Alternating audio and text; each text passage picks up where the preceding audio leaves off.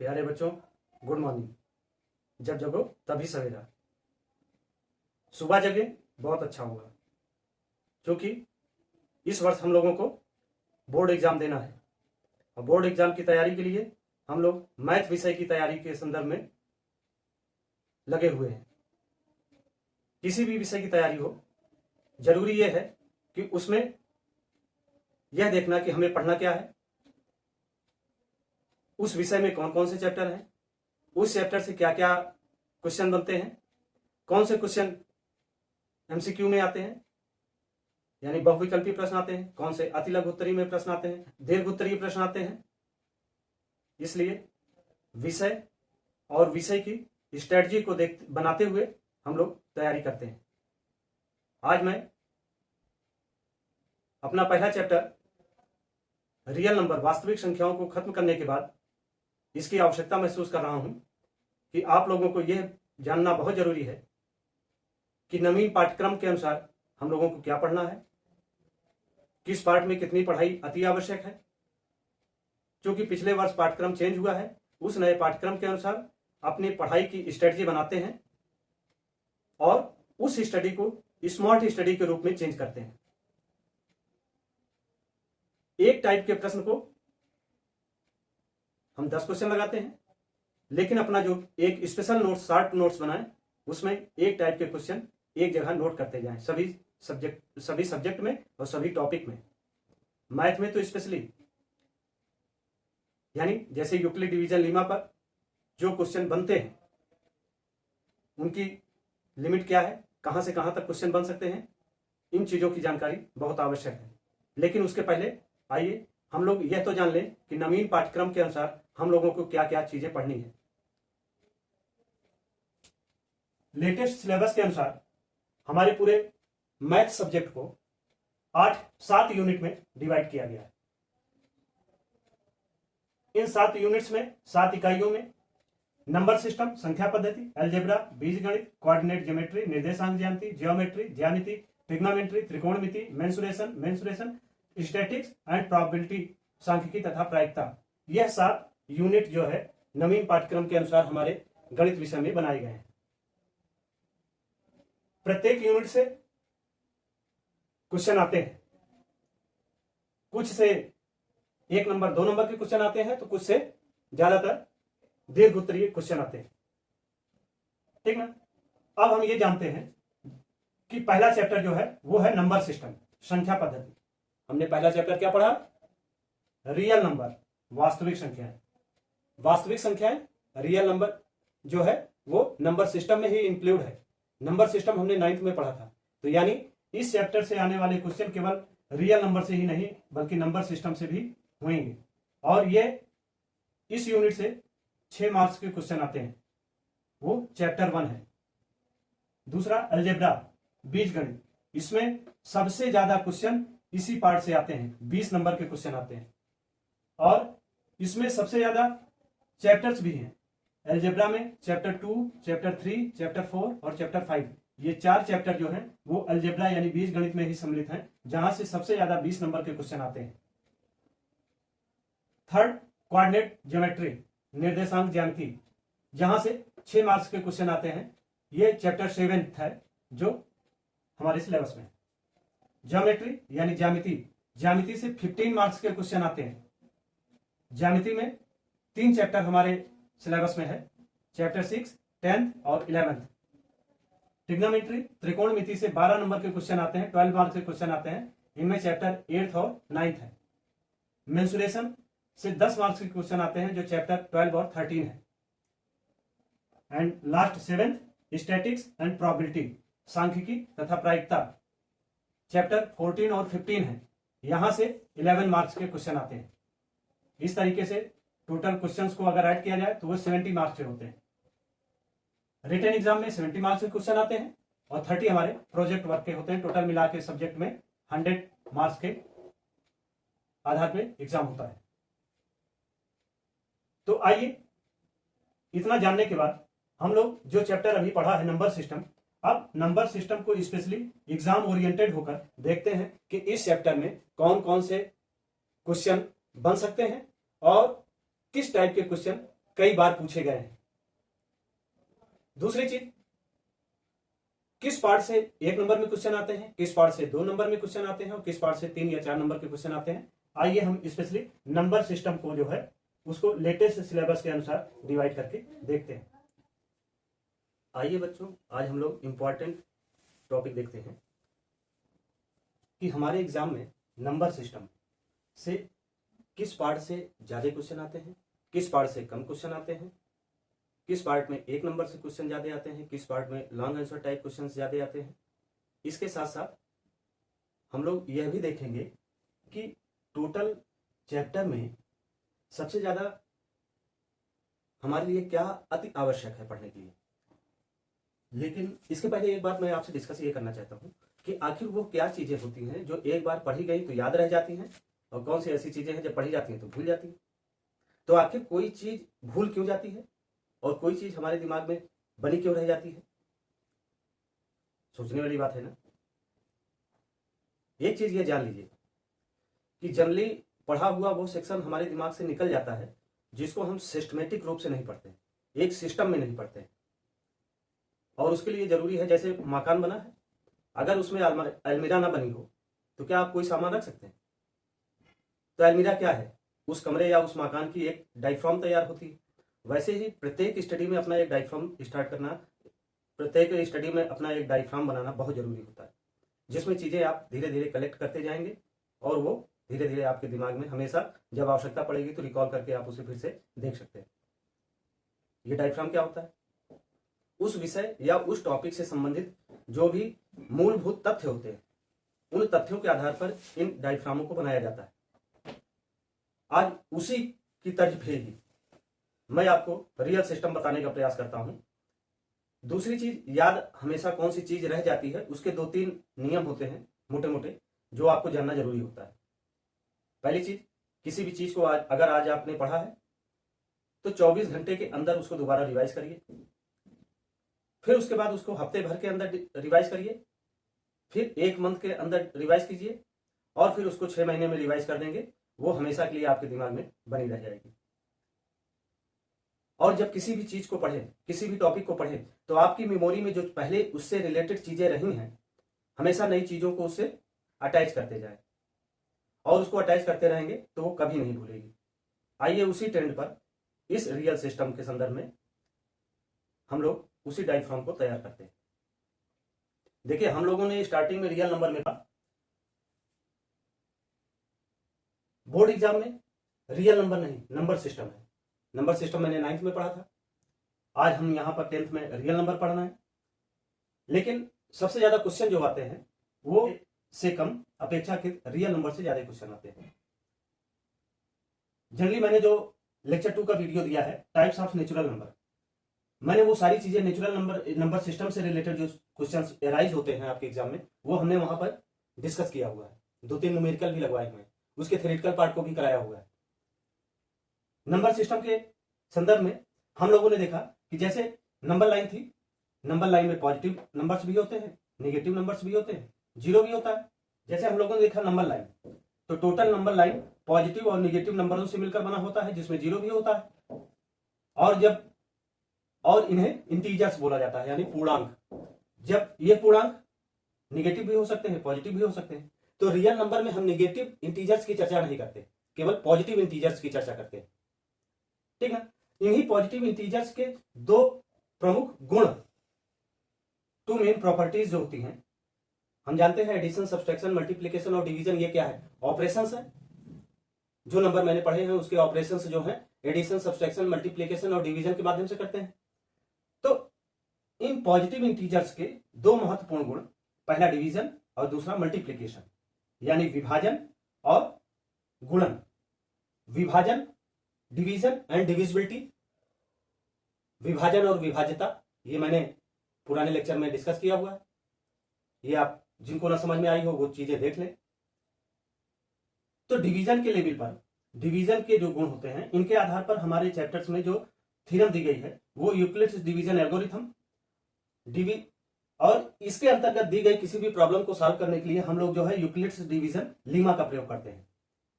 Euclid's division Lima में एक equation दिया गया है, a = b q plus r. Divisibility में इसी आर को जीरो मान लिया जाता है कि जीरो नहीं होता है। जब हम लोग एचसीएफ निकालते हैं तो वो तब तक निकालते हैं जब तक आर की वैल्यू जीरो ना आ जाए। तो यानी यूक्लिड्स डिवीजन एल्गोरिथम में दी गई किसी भी प्रॉब्लम को सॉल्व करने के लिए हम लोग यूक्लिड्स डिवीजन लीमा के इस equation a equal to b q plus r का प्रयोग करते हैं। इसमें प्रॉब्लम किस तरीके की दी जा सकती है, या तो एचसीएफ निकालने के लिए दी जाती है। हालांकि ये अभी तक आपके एग्जाम में इससे कभी क्वेश्चन नहीं आया, लेकिन ये टॉपिक इंपॉर्टेंट है, आ भी सकता है।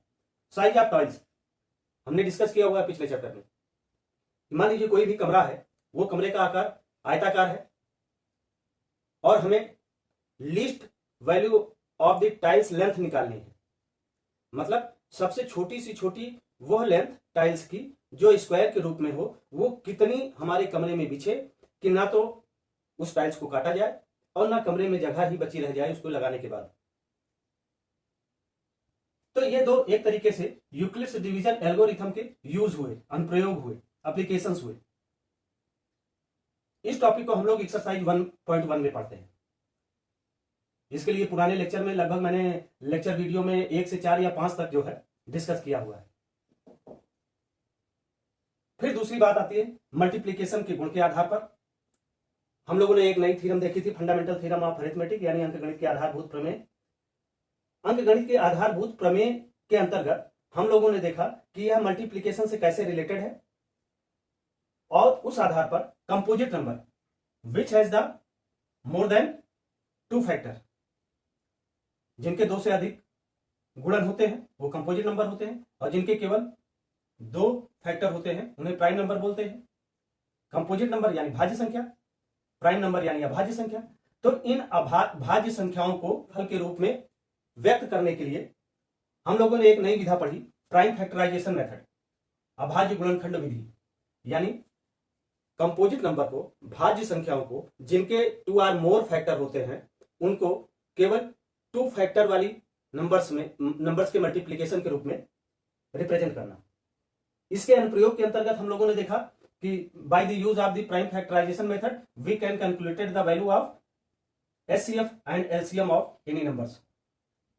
तो ध्यान दीजिए, एचसीएफ यहां भी डिवीजन मेथड में यूक्लिड डिवीजन एल्गोरिथम का यूज करते हुए एचसीएफ वैल्यू निकालते हैं, और यहां भी एचसीएफ की वैल्यू और एलसीएम की वैल्यू निकालते हैं। ये जो है हमारे एक्सरसाइज 1.2 में दिया गया है।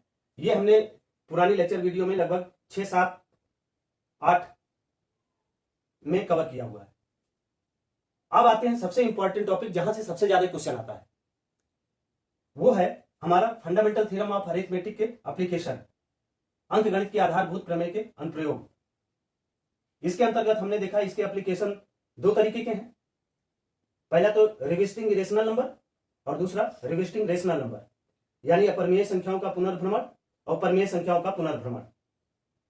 अपरिमेय संख्याओं के पुनर्भ्रमण के अंतर्गत हम लोगों ने देखा decimal expansion of the irrational numbers, यानी अपरिमेय संख्याओं का दशमलव प्रसार, और रिविजिटिंग रेशनल नंबर यानी परिमेय संख्याओं के पुनर्भ्रमण के अंतर्गत हमने देखा decimal expansion of rational number, परिमेय संख्याओं का दशमलव प्रसार।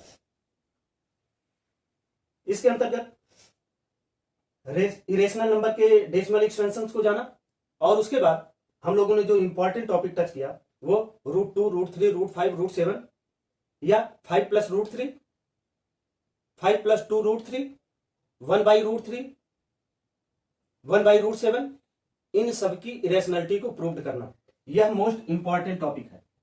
आपके एग्जाम में हर वर्ष इससे जो है 3 से 4 नंबर के क्वेश्चन आते ही रहते हैं। ध्यान दीजिए, पुराने पैटर्न में रियल नंबर से केवल 5 मार्क्स के ही क्वेश्चन आते थे, लेकिन अब इसको इंक्रीज करके 6 मार्क्स कर दिया गया, और इसमें से केवल 3 और 4 के ही नहीं आते।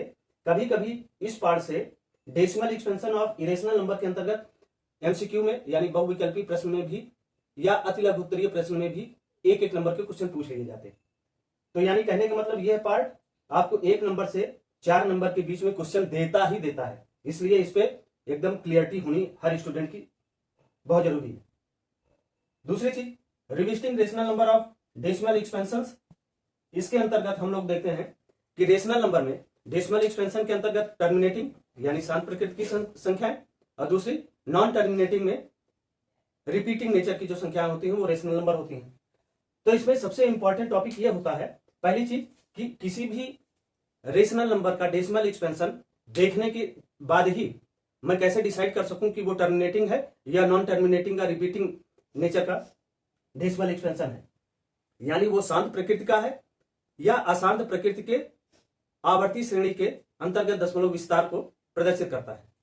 उसके लिए हम लोगों ने बड़े अच्छे टिप्स पढ़े, जिसमें पी बाई क्यू में क्यू का केवल एक्सपेंशन 2 की पावर n इंटू 5 की पावर m के रूप में अगर क्यू की वैल्यू दी गई है पी बाई क्यू में, तो उस आधार पर हम डिसाइड कर लेते हैं अगर वो 2 की पावर n इंटू 5 की पावर n m के रूप में है तो वो टर्मिनेटिंग होगा, और नहीं है तो वो नॉन टर्मिनेटिंग रिपीटिंग होगा। और इसके साथ सबसे बड़ा इंपॉर्टेंट टॉपिक ये है कि उससे जो सबसे ज्यादा क्वेश्चन आते हैं वो इस बात पे आते हैं, किसी भी दशमलव विस्तार को आप देखते हो, किसी भी डेसिमल एक्सपेंशन को आप देखने के बाद कैसे ये डिसाइड कर सकते हो, जो कि पी बाई क्यू के फॉर्म में संख्याएं दी गई हूं, कि वो कितने डिजिट तक दशमलव के बाद एक्सपेंस करेंगी।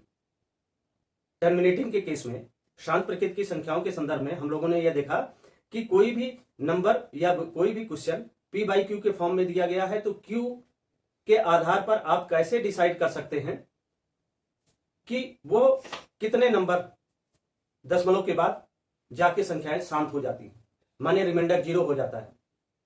ये सब इंपॉर्टेंट टॉपिक हमने इसमें टच किया है और इन्हीं सबसे क्वेश्चन ज्यादा बनते हैं। लेकिन सबसे बड़ी चीज है डिवीजन ऑफ एल्गोरिथम के आधार पर, जो हम लोगों ने नंबर सिस्टम में नंबर टेबल के आधार पर क्वेश्चंस को देखा, यहां से 4 नंबर के ही क्वेश्चन ज्यादा आते हैं। इसलिए इस टॉपिक को बेहतरीन तरीके से हमने पीछे भी समझाया है और आगे भी समझाएंगे, इस पर विशेष ध्यान दीजिएगा। आइए, यही हमारे पूरे रियल नंबर यानी वास्तविक संख्याओं का डायफ्राम भी है और यही हमारे लिए इस चैप्टर्स की समरी भी होगी।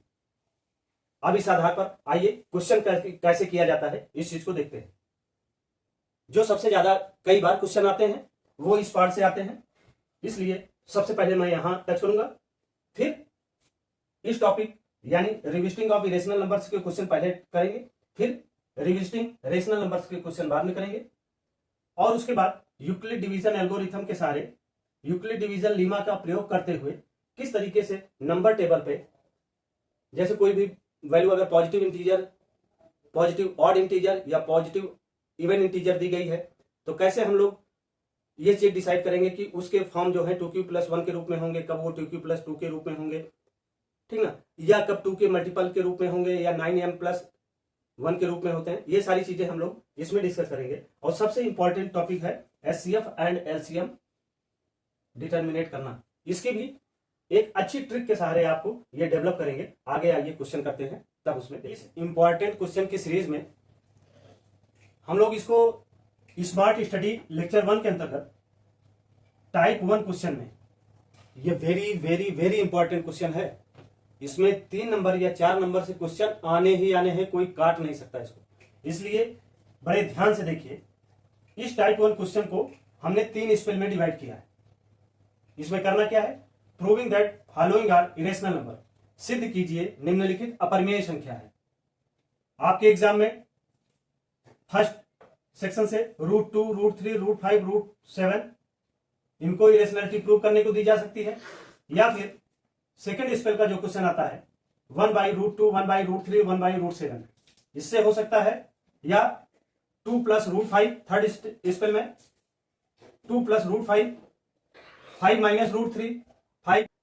इन तीनों में से 3 से 4 नंबर के क्वेश्चन आपके आने ही आने हैं, इसलिए आइए इसको ध्यान से देखते हैं। फर्स्ट स्पेल में √2, √3, √5, √7 दिया गया है, ठीक ना। इसमें मैं एक क्वेश्चन आपको कराता हूं, ये देखिए। जैसे अगर आपको कहा जाए prove that √2 is rational number, केवल √2 के विषय में पूछा जाए, तो हम इसे कैसे लगाएंगे, क्योंकि क्या प्रूव करना है, इरेशनल नंबर। तो √2 तो इरेशनल होता ही है, या √3 भी इरेशनल होता है, ये तो इरेशनल नंबर ही है, लेकिन इसको प्रूव करना है, इसको सिद्ध करना है। इसको सिद्ध करने के लिए या प्रूव करने के लिए हमें इससे उल्टा कोई एजम्पशन लेना है, इससे उल्टे कोई मान्यता लेनी है। वो क्या, वो ये कि माना √2 एक परिमेय संख्या है। Late us assume that √2 is a rational number. जहां पर ए और बी एक को प्राइम नंबर है। को प्राइम नंबर जहां b is not equal to 0, जहां b 0 नहीं है, मतलब रेशनल नंबर को p बाई क्यू के रूप में लिखा जा सकता है। न्यूमरेटर p, डिनोमिनेटर q, यानी डिनोमिनेटर हर की वैल्यू 0 ना हो। को प्राइम नंबर्स का मतलब समझते हैं, वो संख्याएं जो अंश और हर एक के अलावा किसी भी संख्या से ना कटे। जैसे 3/5 ले लें, ठीक ना, तो 3 1 से कटेगा या 3 से कटेगा, 5 1 से कटेगा या 5 से कटेगा। 1 के अतिरिक्त ये किसी नंबर से दोनों संख्याएं एक साथ ना कटे। जैसे 4/9, अब 4 जो है 2 से कटेगा, 9 जो है 3 से कटेगा, 4 2 से कटेगा, 9 3 से कटेगा, लेकिन कोई एक नंबर इन दोनों को नहीं काट पाएगा।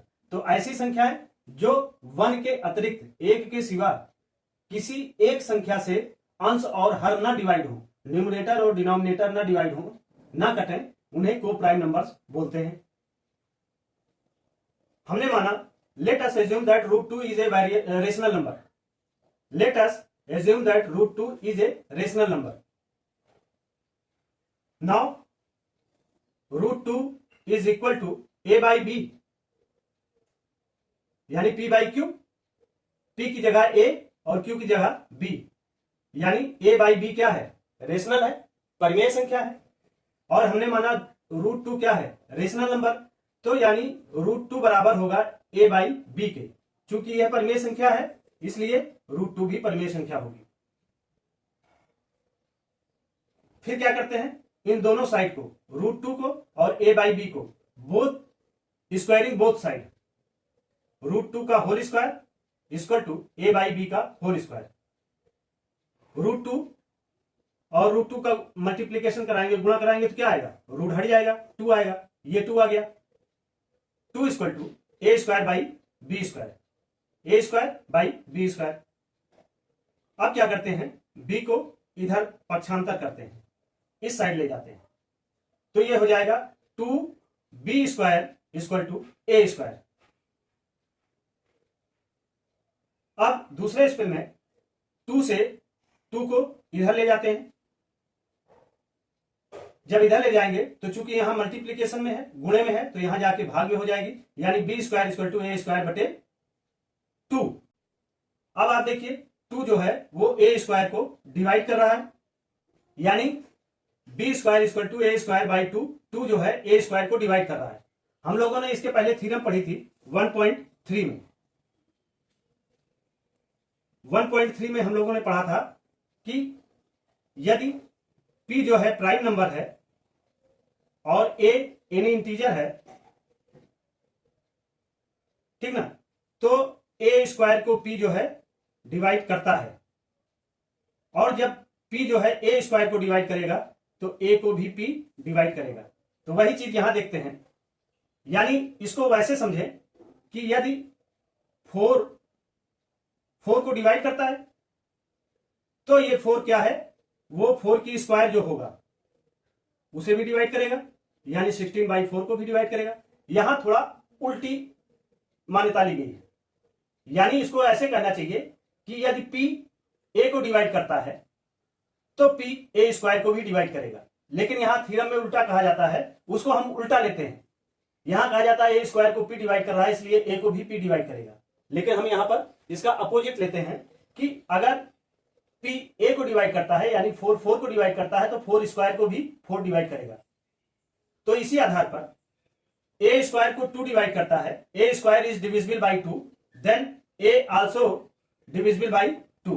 अगर a स्क्वायर को 2 डिवाइड करता है तो a को भी 2 डिवाइड करेगा, ठीक है। इसलिए हम लोग a की, अब आगे a को 2m मान लेते हैं। Let a equal to 2m for some integer, यानी a बराबर 2m एक इंटीजर है, कुछ कोई इंटीजर है, तो इस a बराबर 2m की यह value √2 equal to a by b, a के इस स्थान पर रखते हैं, पुट करते हैं।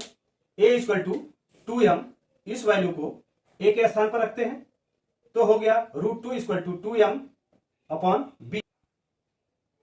ठीक ना, देखना a के स्थान पर 2m हमने पुट कर दिया, तो √2 equal to 2m by b। जैसे हमने इसमें किया, दोनों साइड का स्क्वायर किया, वैसे अब इसमें भी करते हैं, बिल्कुल वही चीज है, स्क्वायरिंग बोथ साइड, यानी √2 का स्क्वायर किया, फिर 2m बाई बी का स्क्वायर किया, तो √2 का whole square equal to 2m by b का होल स्क्वायर। √2 को √2 से गुणा करेंगे तो 2 आएगा, यानी 2 इक्वल टू 2 2 जा 4, 2 दूना 4, 4m स्क्वायर बटे बी स्क्वायर। फिर हम क्या करते हैं, इस बी स्क्वायर को पक्षांतर करते हैं, इस साइड ले जाते हैं 2 की साइड में, तो ये हो गया 2b स्क्वायर और ये 4m स्क्वायर। अब 2 को हम लोग इधर ले जाते हैं इस साइड में, यानी b square equal to 4m square upon 2, b square equal to 4m square upon 2। 2 को जब इधर लाए तो अब इस 2 से ये 4 डिवाइड हो जाएगा, 2 2 जा 4, कितना आया 2, तो ये हो गया 2m स्क्वायर। ठीक ना, इट मीन्स हम लिख सकते हैं, इसको इधर कर दें और b को इधर कर दें, 2m square equal to b square, then m square equal to b square upon 2, यानी b स्क्वायर को 2 डिवाइड कर रहा है, b square is divisible by 2, then b also divisible by 2। जैसे यहां a square is divisible by 2, यहां b square divisible by 2, then a also divisible by 2, then b also divisible by 2, यानी 2 जो है वो b स्क्वायर को भी divide कर रहा है और 2 ही a स्क्वायर को भी डिवाइड कर रहा है। जबकि को प्राइम नंबर की प्रॉपर्टी में हमने देखा कि कोई एक नंबर न्यूमरेटर और डिनोमिनेटर को डिवाइड नहीं करना चाहिए एक के अलावा। जबकि आप देखिए यहां a स्क्वायर भी 2 से डिवाइड हो रहा है और b स्क्वायर भी 2 से डिवाइड हो रहा है, यानी दोनों का सेम फैक्टर मिल रहा है। तो इस आधार पर यह कहा जा सकता है कि यह जो है को प्राइम नंबर की a स्क्वायर को 2 भी डिवाइड करता है तो a को भी 2 डिवाइड करता है, जैसे b स्क्वायर को 2 डिवाइड करता है तो b को भी 2 डिवाइड करता है, यानी a और b को प्राइम नंबर की प्रॉपर्टी को नहीं अडॉप्ट करता, यानी रेशनल नंबर की प्रॉपर्टी को नहीं अडॉप्ट कर रहा है, यानी वो रेशनल नंबर के गुणों से संतुष्ट नहीं है। तो इस कारण से क्या कहा जाएगा कि a बाई बी जो है, a बाई बी यानी p बाई क्यू, यह रेशनल नंबर की जो प्रॉपर्टी है उस पर यह √2 जो मैंने रेशनल नंबर माना वह इस मान्यता पर सही नहीं है, और अगर इस चीज को यह सही नहीं है तो इसके मतलब कि √2 क्या होगा, वो रेशनल नहीं बल्कि इरेशनल होगा। Therefore a and b have at least 2 as a common factor, यानी a and b has a common factor 2। ठीक ना, इन दोनों का कॉमन फैक्टर क्या होगा, a और b का कॉमन फैक्टर 2 है, और जबकि हमने देखा कि 1 के अतिरिक्त कोई भी कॉमन फैक्टर नहीं होना चाहिए, लेकिन यहां 2 है, अतः a और b कम से कम एक उभयनिष्ठ गुणनखंड 2 है। √2 को लिया था तो इसलिए गुणनखंड उभयनिष्ठ गुणनखंड 2 है, अगर √3 को लेते तो यही उभयनिष्ठ गुणनखंड 3 होते, √5 को लेते तो यही उभयनिष्ठ गुणनखंड यानी कॉमन फैक्टर 5 होता, √7 को लेते तो कॉमन फैक्टर 7 होता। Therefore a and b have at least 2 as a common factor, but this contradicts the fact that a and b have no common factor other than 1। परंतु इससे इस तथ्य का विरोध प्राप्त होता है कि a और b में एक के अतिरिक्त कोई और गुणनखंड नहीं है, लेकिन यहां पर इससे इस पे डिसाइड होता है, क्लियर होता है कि 2 जो है उभयनिष्ठ गुणनखंड है, और अगर 2 एक के अतिरिक्त गुणनखंड है तो यानी जो मेरी मान्यता थी वो क्या है, this contradict has arisen because of incorrect assumption that root 2 is rational. तो इसके कारण यह क्लियर होता है कि हमारा जो एजम्पशन था, जो मान्यता थी, उसी के कारण यह कॉन्ट्राडिक्शन अराइज हो रहा है। यह विरोधाभास हमें इस कारण से प्राप्त होता है क्योंकि हमने एक त्रुटिपूर्ण परिकल्पना कर ली है कि रूट 2 एक परिमेय संख्या है। अगर मैंने ये परिकल्पना कर ली है कि रूट 2 एक परिमेय संख्या है और वो प्रूव हो रही है कि ये परिमेय संख्या नहीं है, तो इसके मतलब क्या होगा? So we conclude that root 2 is irrational. अतः हम निष्कर्ष निकालते हैं कि रूट 2 एक अपरिमेय संख्या है। यही हमें प्रूव करना था कि रूट 2 एक अपरिमेय संख्या है या रूट 2 एक इरेशनल नंबर है। अब यहां पर यह ध्यान दीजिए, इसके बाद यह क्वेश्चन रूट 2 के फॉर्म में पूरा एक्सपेंस हुआ है। ऐसे ही रूट 2 को भी करेंगे, ऐसे ही रूट 5 को भी करेंगे, ऐसे ही रूट 7 को भी करेंगे। और उसके बाद यह इंपॉर्टेंट है कि आप अपने एग्जाम की कॉपी में नंबर 1, 2, 3, 4 ये जो कंक्लूजन मैंने निकाला है, ये कॉपी पे ऐसे ही ऐसे लिखना और ये क्वेश्चन ऐसे लिखना। 1.01 नंबर भी नहीं कटेगा। जितने नंबर का क्वेश्चन होगा पूरा का पूरा आपको मिलेगा। इसलिए अब रूट 2 के बाद रूट 3, रूट 5, रूट 7 आप एक बार 2 बार जब लिखेंगे कॉपी पे, तो आप पूरी तरीके से इस क्वेश्चन को करने के लिए अभ्यस्त हो जाएंगे। ये आप करने का प्रयास करिएगा।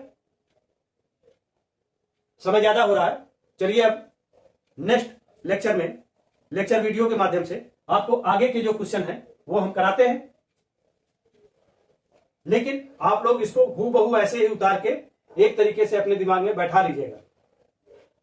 पक्का ये क्वेश्चन आपके आने ही आने हैं।